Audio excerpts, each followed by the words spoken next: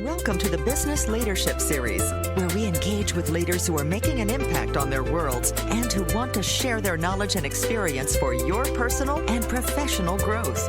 The following interview is designed to inspire you to become the best leader you can be. Your host, Derek Champagne, is the founder and CEO of The Artist Evolution, a full-service agency building successful brands, marketing tools, and campaigns, and also the author of the best-selling book, Don't Buy a Duck. And now, let's begin today's Leadership Series interview. Hey, welcome to the Business Leadership Series, where our goal is to inspire you to become the best leader that you can be. I've got Brett Goode with us today. He is, this is fun to say, Super Bowl champion. That's awesome. With the Green Bay Packers, over a decade in the league, in the NFL, which is a big deal. That's a long time to play in the NFL for that long. And a bunch of other cool stuff in between where I'm located here in Razorback country. He was a former Arkansas Razorback as well. Brett, thanks for taking a few minutes today.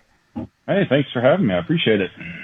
You had an interesting thing for me. I saw the transition of you going into what I called earlier when we talked the civilian life, working with Henderson Phillips Consulting. So we'll talk about that in a few minutes. But I want to hear from you just a few highlights from your career that you're excited about talking about, just a few reels that stand out to you, and then just kind of your early childhood, like what led you down the path that you took into being a pro athlete.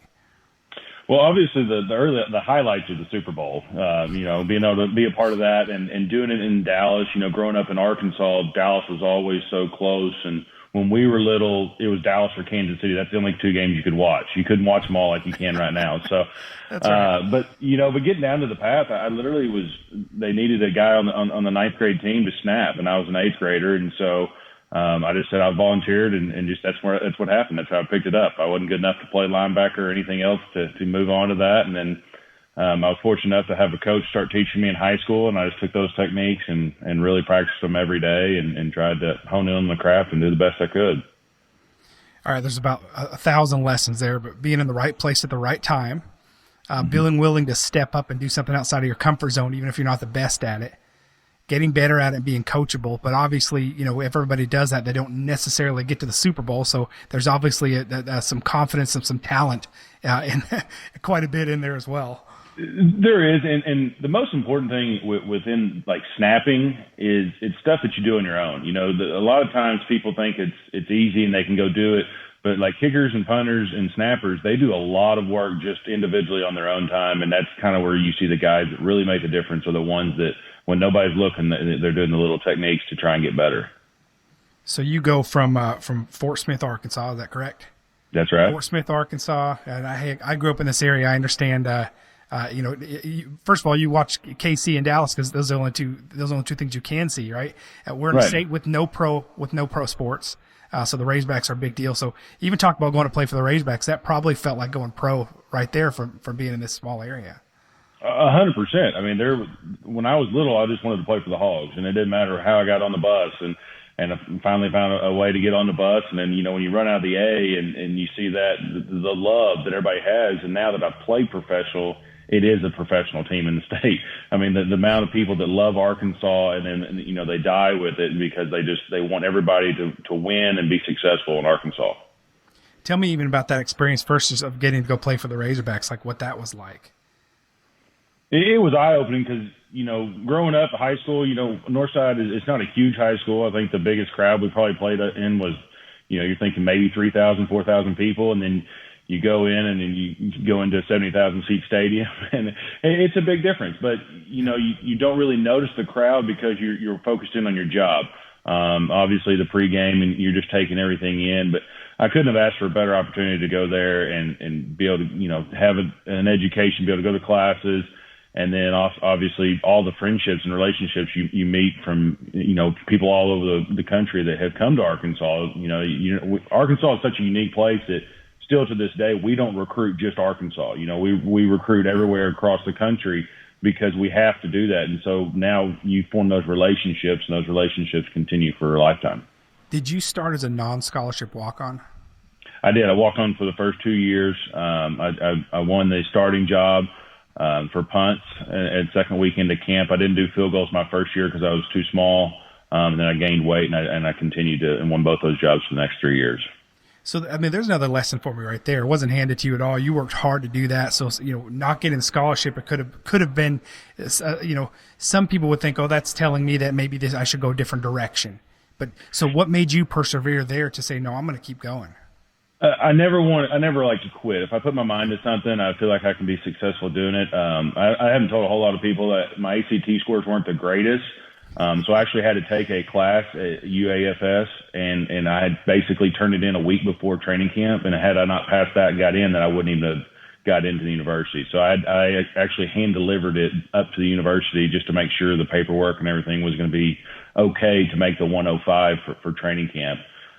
So it's one of those things where I never want to, if I'm going to do it, I want to do it the best that I can. If I'm not going to do it, if I'm not going to do that, I'm not going to do it at all.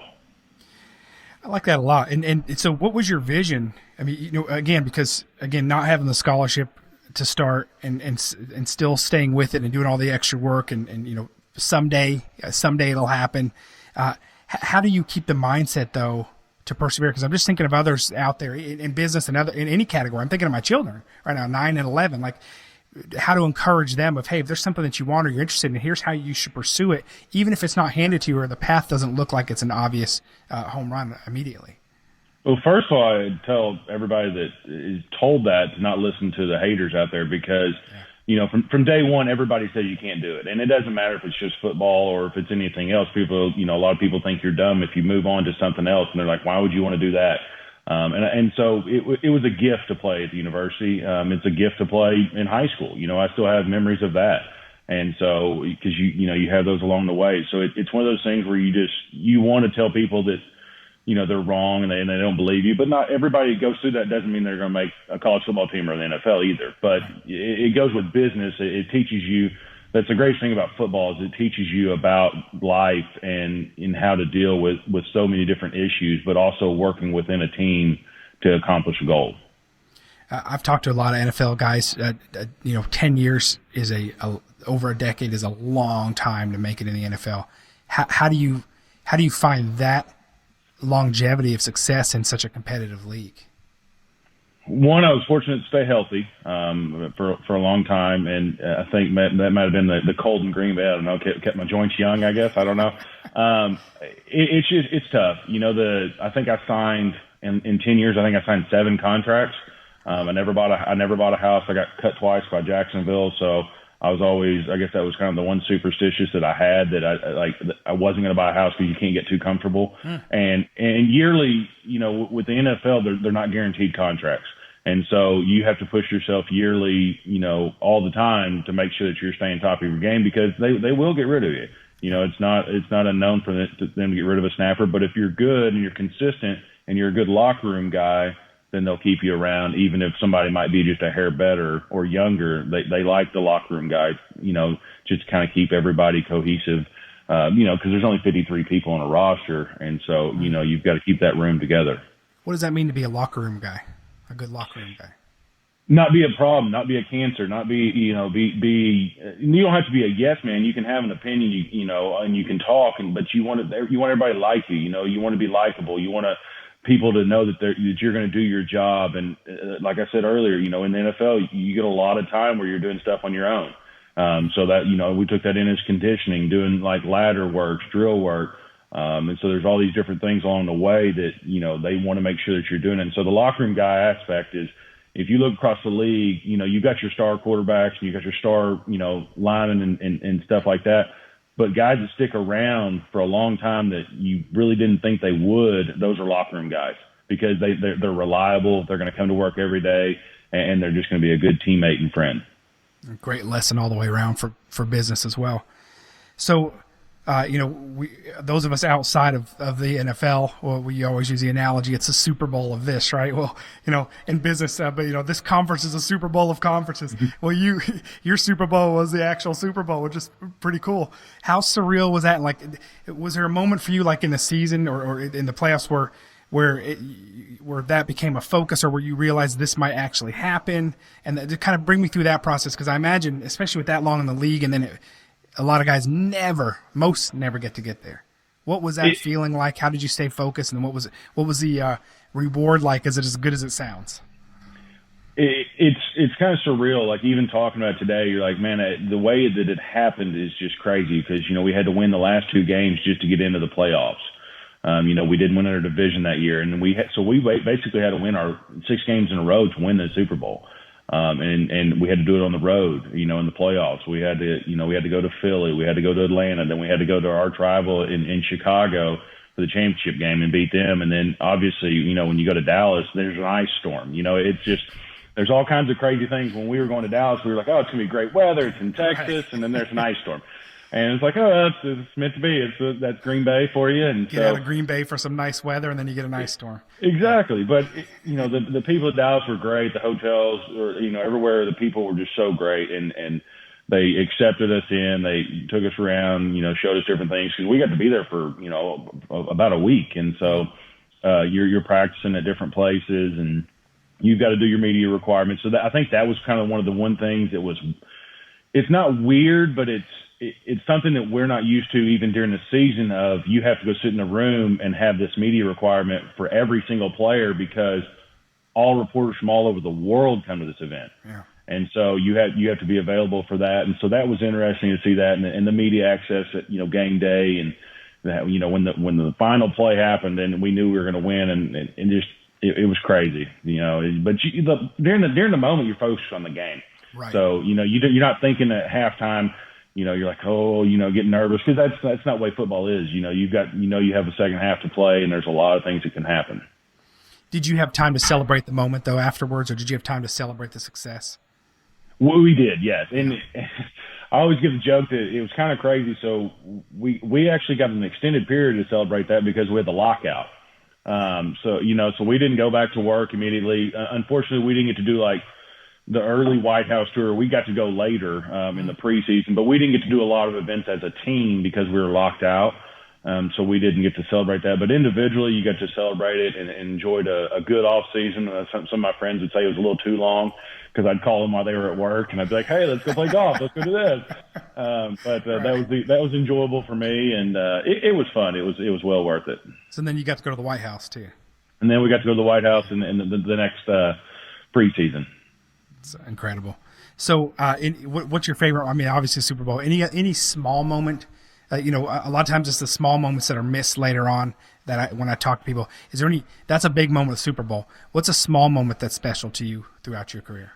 The second one would go with coming back after my ACL injury. So I was on a contract year with 2 games left to go in 2015. And I tore it in the first quarter of the game, and I finished the game. Didn't know anything. I didn't tell anybody because you never want to come off the field because you're always one injury away from being done forever. Right. And so kind of uncomfortable on the plane ride home. Couldn't sleep that night, so I went in the next day. I was like, hey, something hurts my knee. And so came to find out it was an ACL. And of course, that was a devastating moment because contract year, you think you're done.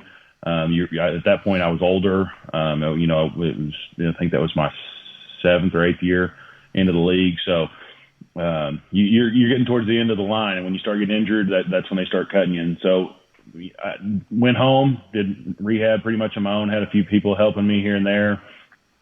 Green Bay, they paid for a therapist, but again, that goes back to there's a lot of time on your own. It's a lot of time of doing things that some therapists don't want you to do to get ready to be at the competition level that you need to be.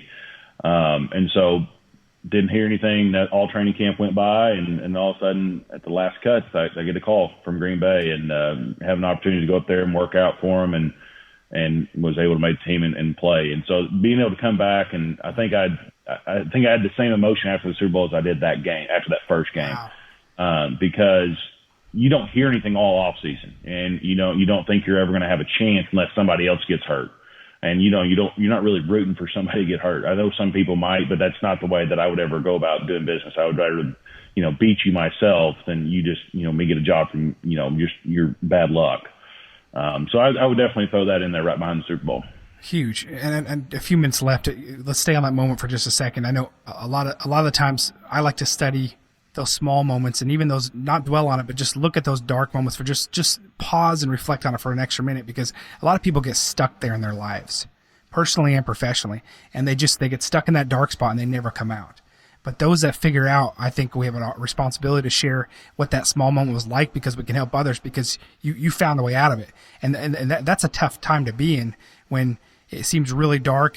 So how do you keep doing the work? How do you keep your mind in the right place? Because a lot of people get in their own head and don't figure out how to get out. Well, in that small moment, what do you do to just do day by day? And then, because you got through it and you got the call. I think it's your mentality of getting up with a smile on your face. I think daily there's dark moments on everything. There's always that point that you can say, I don't want to do this today. Today's Friday, and then Monday comes around, you're like, well, it's a Monday, I can do it tomorrow. And a lot of times people typically do that are unsuccessful. And if you go through and you look at all the people that are successful in business and in sports, they put the time in, they commit, and they work their butts off, and they've earned it. There's not a whole lot of people that have been successful that it was just a gift. You might have it on the outside and it looks like it, but on the inside there's a lot of people that dislike you, and it takes a little bit, but you will fail if you continue to have that negative attitude and underperforming. So I really just got up every day with a smile and said, you can do this, and it's just daily work. Just get at it, and if it's meant to be, it'll happen. If it's not, then I was happy with my career. I just wanted an opportunity to play again after that. But I never wanted to leave anything on the field. So I never regretted a moment. There wasn't a time that I walked away saying, I wish I had that back. Obviously, you can say that for games. You wish you could win those games. That's an obvious answer. But for my actual performance and the amount of time I spent in the NFL, there's not a single day that I regret. Awesome. I love to hear that. 2 minutes left. I want to talk about transition. I know transition can be a challenge. It's notorious for athletes trying to get through the transition. You've made it happen. Talk to me about the transition, and then talk to me about what you're doing now and how you're applying what you've done for the past most of your life, right? You focus really. I started football at 5.5. So 5.5 until a couple of years ago, your focus has been in that. So how do you take that? Tell me about transition, and then tell me about how you apply that today. I mean, what a great asset. I know that for what you have, but I want to hear from you.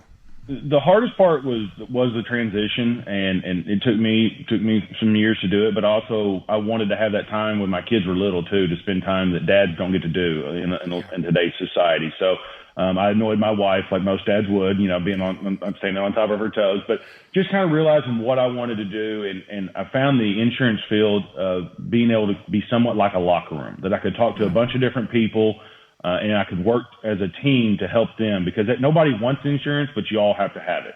Yeah. And so I've kind of fallen into the employee benefit side during a pandemic, which has been very interesting, but it's another one of those things where I'm still on the grind every day, and it doesn't depress me. It doesn't get me down. It's actually another challenge. Knowing that we can do that, and then you can help on so many other aspects of making sure people are protected that a lot of people don't understand. Just little liabilities and stuff that just they can get for a small amount individually that protects them, because we're in a sue happy world. It's not ideal, but there's a lot of people that's just the way they deal with stuff. And so I don't typically want to have to hear people that are getting sued like that, but I've enjoyed the aspect of trying to network like you and I are doing now on a video chat. And you're doing that with everybody. You're not really going to the bar to meet people. I go to the golf course to meet people, but everybody's kind of outdoors and everybody's social distancing, and nobody wants to make a change. So you're getting a lot of no's, but I'm already been used to a no. I got no's the entire time trying to play football, and then so it doesn't bother me. I'm just like, okay, I'll call you next year. I'll have a shot at it next year. And so you're just wanting people to know me and to feel like they can trust me, because without that, then I'll never earn their business. I mean, it seems like what you've done in your career too is you get up every day and give it your best. You're going to figure it out, even in a new industry or a new team or a new program, and you play the long game. And if you do things the right way for the right reasons, it's going to work out. And I believe you. I know you believe it. So you could go into pretty much any industry, any sector, and figure it out and do well at it, just because of your mindset. Absolutely. I think if you take the right mindset, you can do anything. Exactly. I mean, I don't think I could go do like brain surgery.